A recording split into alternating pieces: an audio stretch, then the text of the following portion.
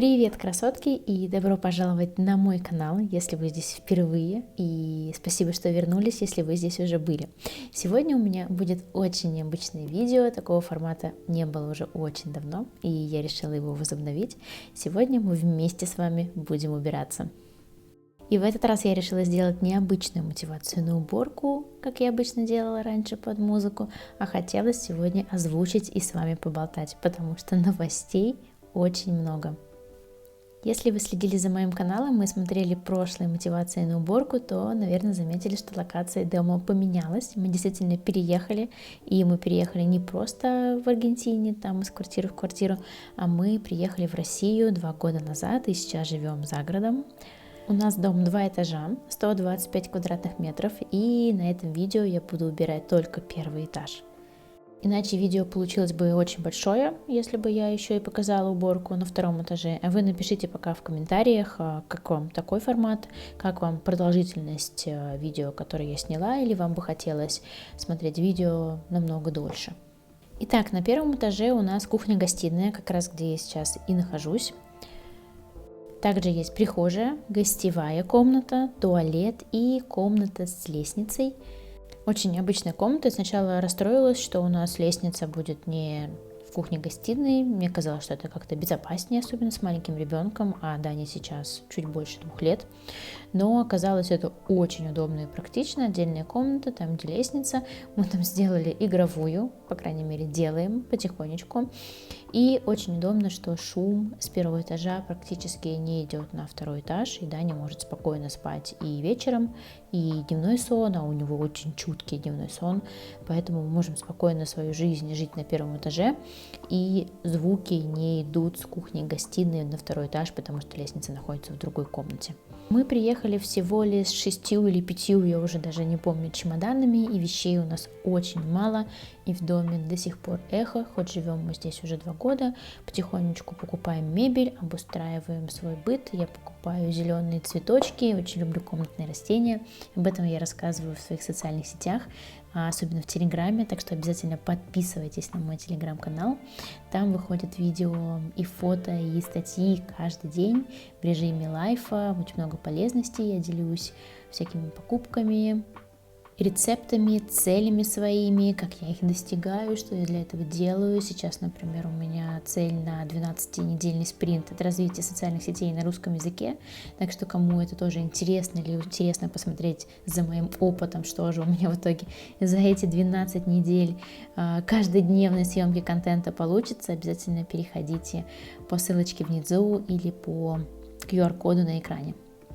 Вещей у нас немного, но на кухне постоянно грязно, потому что мы все сейчас учимся и работаем удаленно. Саша, мой муж, работает удаленно, я работаю удаленно. Тима, наш старший сын, ему сейчас 11 лет, он на домашнем обучении, соответственно, тоже учится удаленно, ну и маленький Даниэль пока тоже с нами. Мы пока решили оставить такой формат работы и обучения, а потом посмотрим, что мы в итоге дальше будем делать, потому что пока никаких планов у нас нет, просто живем сегодняшним днем и наслаждаемся тем, что имеем. А имеем мы, походу, уже чистую кухню, и это очень радует, и я очень не люблю мыть газовые плиты, я думаю, те, у кого газовая плита, меня прекрасно понимают, насколько это все сложно мыть. Еще однажды у меня была такая ситуация, когда случайно в конфорку залилась вода, честно говоря, даже не знаю, как это получилось, и она перестала работать, и пришлось вызывать мастера для того, чтобы он ее прочистил. В общем, я теперь всегда мою с осторожностью, стараюсь использовать чистящие средства без добавления воды, но все равно, в общем, я так это не люблю делать. А наша черная плита грязная практически каждый день. Черная сантехника и черная техника выглядят очень красиво и выглядят очень дорого, но в уходе они очень сложны. Когда-то мы делали ремонт в нашей квартире, и мы ставили туда белую кухню, нас все отговаривали, говорили, ты что, это же очень маркая кухня, Но оказалось все вообще наоборот. Белая кухня, на ней практически вообще ничего не видно, никаких разводов, ни вот этих пальцев, не просто какой-то грязи, это практически все незаметно. А вот даже на серых фасадах, здесь у меня сейчас кухня с серыми фасадами, все пальцы видны. Но я еще не купила универсальное чистящее средство, чтобы помыть фасады, оно только едет ко мне с Вайлдберриса.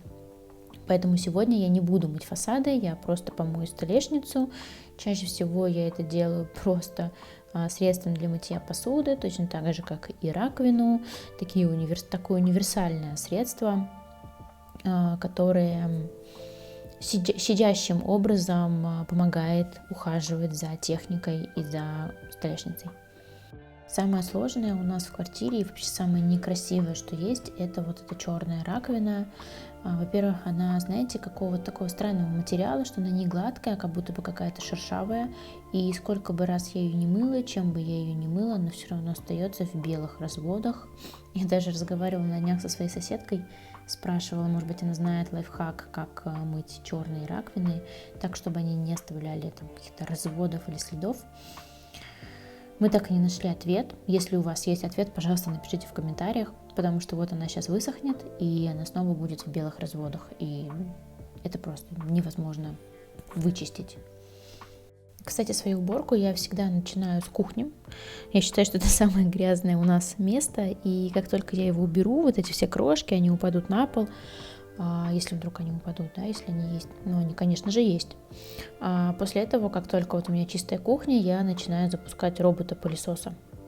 И пока он начинает убирать зону кухни, то есть он когда выезжает, он у меня стоит на кухне, его база, и как только он начинает выезжать, он сразу же едет вот как раз-таки сюда, где стоит кухонный гарнитур. Я в этот момент бегу собирать все другие вещи, игрушки, лего, которые у нас разбросаны по комнате. Сейчас вы увидите, это я уже немножко кидаю спойлеры. В каждодневной уборке я не поднимаю мебель, иногда даже не поднимаю занавески, когда робот-пылесос убирается, вот, например, стулья вот кухонные. Но если у меня такая вот более глубокая уборка, как, например, сегодня, что я снимаю, то я поднимаю стулья, кладу их на диван или на стол, кто как поместится, завязываю занавески для того, чтобы робот-пылесос как можно тщательнее убрал во всяких углах и особенно под столом. Когда выбирали робот-пылесос, я очень хотела выбрать робот-пылесос именно с режимом мойки, чтобы он сам мыл полы, сам следил за своими тряпочками и вообще был максимально самостоятельный. И мы действительно нашли такую модель, у нас модель от Xiaomi. Он сам моет, сам меняет воду и даже сам сушит тряпочки для того, чтобы они не заплесневели. Потому что если после уборки не сушить тряпки, то, конечно же, там может образоваться и запах, и грязь, и плесень. У нашего робота-пылесоса есть имя, его зовут Гаврик. Это у нас уже третий робот-пылесос, и они все, естественно, были Гавриками, самого-самого первого. А первый у нас появился около 11 лет назад. Пока Гаврик убирает на кухне-гостиной или в кухне-гостиной, как правильно, наверное, сказать-то, в кухне-гостиной, я перешла в коридор. У нас здесь стоит шкаф. Если его открыть, то это будет просто ужас. Я до сих пор еще не нашла время, чтобы разобраться в нем. У нас, как мы приехали, у нас у вещей, не у всех вещей есть еще свои места. И иногда приходится очень долго что-то искать. Но пока вот так, какой-то системы хранения у нас еще нет. Ну, в целом это нормально. Я не сильно из-за этого переживаю. На улице вроде бы весна, и я убираю наши вещи теплые, которые у нас есть. У нас их очень мало, так что не так много и нужно убирать. Убираю куртки, разбираю шапки. Я, кстати, заказала сюда плетеные корзины. Тоже посмотрите их в телеграм-канале. Я их уже выставила туда. Здесь их на видео пока что еще нет. Я купила плетеные, очень красивые корзины. Прям они мне очень понравились. За 3 штуки разных размеров, по-моему, стоили 1900. То есть для плетеных корзин очень доступные. Я заказала их на Ламоде. И я поставила одну из корзин сюда в коридор для того, чтобы положить туда шапки, перчатки. Вот у нас собака, у нее есть поводок, чтобы это не валялось так вот некрасиво, как шум, да, такой визуальный шум. Я это не люблю, вот как сейчас. Я люблю, когда все красиво и аккуратно. Когда убираю коврик на улицу, кстати, либо ванну мыть, либо просто оставлю его на улицу для того, чтобы робот-пылесос промыл еще и под ковриком. У нас собирается очень много песка на коврике и вообще в целом в коридоре. Зимой, когда был гололед, администрация нашего коттеджного поселка сыпали песок, и сейчас они этот песок еще не убрали, хотя обещают, вроде как должны они его убрать. Но весь этот песок просто несется домой в огромном количестве. Мы с детьми выходим гулять 2 раза в день, плюс еще там ездим в магазин и гуляем с собакой. Причем много раз выходим из дома, и постоянно этот песок к нам летит. Но хорошо, что у робота-пылесоса, кстати, можно поставить зону, в которую он уберется, и часто, когда мы приходим с прогулки, я просто в эту зону отправляю робота-пылесоса, и он там убирается. А я потихоньку перехожу в игровую комнату, если ее можно так назвать. Пока здесь только ковер и пару коробок с игрушками, потому что игрушек у нас нету, как я сказала в начале видео, да, мы только недавно переехали, и у нас было очень мало вещей, практически все вещи в Аргентине мы продали, потому что они просто у нас не помещались, уже нам даже пришлось купить дополнительный чемодан для каких-то своих любимых дорогих вещей. Например, я взяла свой капучинатор, я его просто обожаю, мне подарила Саша на день рождения, и хоть здесь у меня в кофемашине есть капучинатор, я все равно его очень сильно люблю и даже не хочу с ним расставаться. Следующая комната, которая у нас есть на первом этаже, это гостевая спальня-Тимин кабинет. Мы решили устроить в этой комнате Тиме кабинет, он же у нас на домашнем образовании, и поэтому мы обустроили ему учебное место, купили стол, стул, он поставил туда свои книжки. Да, кстати, целый чемодан, один из наших чемоданов занимали Тимины книжки, у него очень много книжек и на русском, и на испанском, на английском, он их все очень обожает, поэтому он их все взял с собой, так что нам нужно было еще место обустроить для Тиминых книжек. Но Тима так много времени проводит в этой комнате, что как будто бы это уже не гостевая, а его комната. На втором этаже у нас есть спальня детская, там спит и Тима, и Даня. Они там просто спят, практически мы не проводим время на втором этаже. Вот у нас игровая на первом, Тимин кабинет тоже на первом, и в течение дня Саша, мой муж, он работает на втором этаже, поэтому мы в целом ходим туда очень редко. Я тут с вами так комфортно заболталась, что даже уже не заметила, что видео подходит к концу. Я уже, оказывается, убрала весь первый этаж. Сейчас пойду подниматься на второй этаж, но это уже будет во втором видео. Пока я хочу протестировать именно ту длину видео, которую я сделала, там около 13 минут. И в этот момент, пока я буду убираться на втором этаже, робот-пылесос домоет везде полы на первом этаже и потом уже пойдет тоже отдыхать.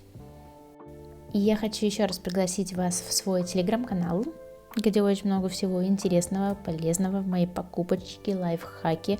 Скоро я планирую заниматься всякими переделками и созданием мебели и декора своими руками. Это прям мое очень большое желание, я уже закупила материалы, так что скоро начнут выходить всякие интересные посты, как я оформляю наш пока что пустой дом, потому что хочется создать в нем что-то очень родное, близкое, семейное, и мне хочется, чтобы в моем доме было много вещей, которые я сделала своими руками вместе со своим мужем, со своими детьми. Спасибо, что досмотрели это видео до конца. Я очень рада, мне очень приятно. Пишите в комментариях, подписывайтесь и увидимся совсем скоро. Я вас целую. Пока-пока.